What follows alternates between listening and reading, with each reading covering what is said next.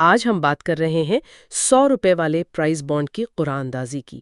یہ 50ویں قرعہ اندازی تھی، نمبر 50۔ جی، جو 15 مئی 2025 کو سیالکوٹ میں منعقد ہوئی۔ بالکل، اور ہمارے پاس اس کے آفیشیل ریزلٹس بھی ہیں، تو ہم آج ذرا تفصیل سے دیکھیں گے کہ کون کون سے نمبرز نکلے، انعامات کیسے تقسیم ہوئے، اور خاص طور پر یہ ٹیکس والا معاملہ کیا ہے۔ جی، یہ سمجھنا بہت ضروری ہے بانڈ رکھنے والوں کے لیے۔ تو آئیے شروع کرتے ہیں۔ قرعہ اندازی نمبر 50، سیالکوٹ، 15 مئی 2025۔ پہلا انعام کس کا نکلا؟ پہلا انعام، جو کہ سب سے بڑا انعام ہوتا ہے، 700,000 روپے کا، یہ صرف ایک خوش نصیب کا نکلا ہے، اور وہ نمبر ہے 268813۔ اچھا، 268813۔ یعنی ایک ہی فرد 7 لاکھ روپے لے گیا۔ زبردست۔ اور دوسرے انعام کا کیا بنا؟ دوسرے انعام میں 3 جیتنے والے تھے۔ 3؟ ٹھیک جی۔ اور ہر ایک کو 200,000 روپے ملیں گے۔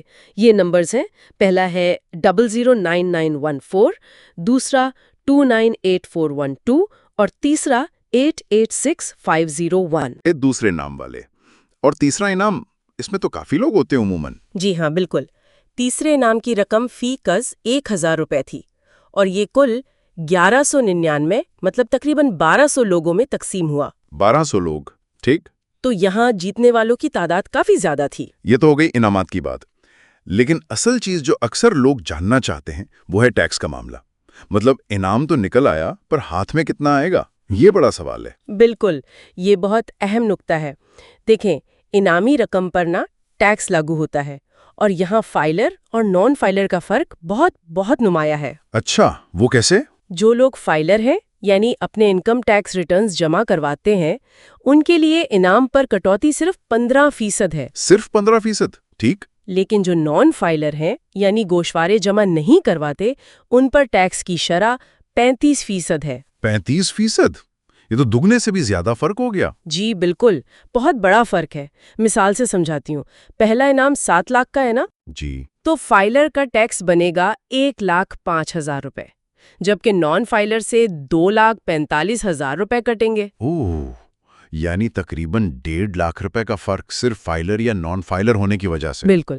اسی طرح دوسرا انعام جو 2 لاکھ کا ہے، اس پر فائلر 30,000 روپے ٹیکس دے گا اور نان فائلر 70,000 روپے۔ اچھا۔ اور جو تیسرا انعام ہے 1,000 روپے والا، اس پر فائلر سے 150 روپے اور نان فائلر سے 350 روپے کٹیں گے۔ تو مطلب یہ ہوا کہ ٹیکس کٹنے کے بعد جو رقم ملتی ہے اس میں زمین آسمان کا فرق آ جاتا ہے۔ جی بالکل۔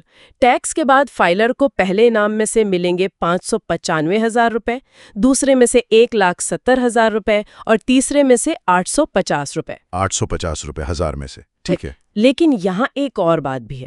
کچھ ذرائع یہ بتاتے ہیں کہ جب آپ انعام وصول کرنے جاتے ہیں نا، تو ان رقم میں سے مزید 100 روپے کاٹے جاتے ہیں۔ اچھا، یہ 100 روپے کس چیز کے؟ کوئی فیس وغیرہ؟ جی، غالباً کوئی پروسیسنگ فیس یا اسی قسم کی کوئی کٹوتی ہے۔ تو اصل میں جو فائلر کو رقم ملے گی وہ ہوگی: پہلا انعام 5,94,900، دوسرا 169,900، اور تیسرا 750 روپے۔ اچھا، یہ 100 روپے والی بات بھی نوٹ کرنے والی ہے۔ ٹھیک ہے، اب یہ بتائیں کہ اگر کسی کا انعام نکل آئے تو وہ اس سے وصول کیسے کرے گا؟ کیا طریقہ کار ہے؟ جی، طریقہ کار کافی سیدھا ہے۔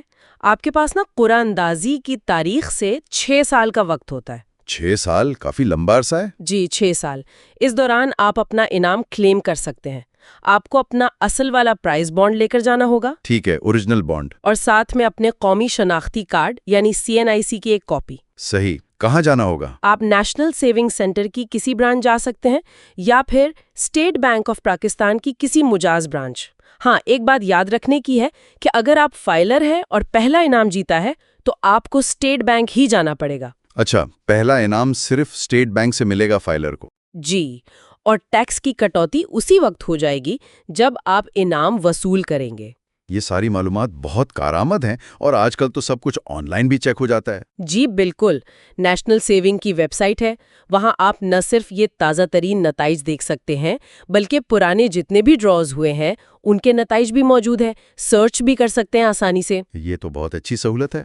اور یہ 100 روپے والے بانڈ کی قرعہ اندازی تو ہر 3 مہینے بعد ہوتی ہے۔ تو اگلا موقع کب ہے قسمت آزمائی کا؟ اگلی قرعہ اندازی یعنی ڈرا نمبر 51 وہ 15 اگست 2025 کو لاہور میں ہوگی۔ ٹھیک، 15 اگست لاہور۔ تو آج کی ساری گفتگو کا خلاصہ کیا ہے؟ ہم نے دیکھا کہ پرائز بانڈ کا ایک پورا نظام ہے، اپنے قوانین ہیں، خاص طور پر فائلر اور نان فائلر کے لیے ٹیکس کا فرق بہت زیادہ ہے۔ جی، اور انعام وصول کرنے کا بھی ایک واضح طریقہ کار ہے جس پر عمل کرنا ضروری ہے۔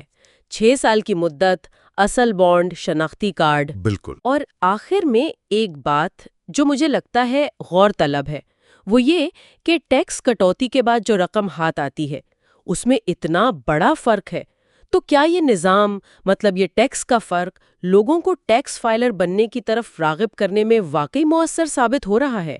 یہ ایک سوچنے والی بات ہے۔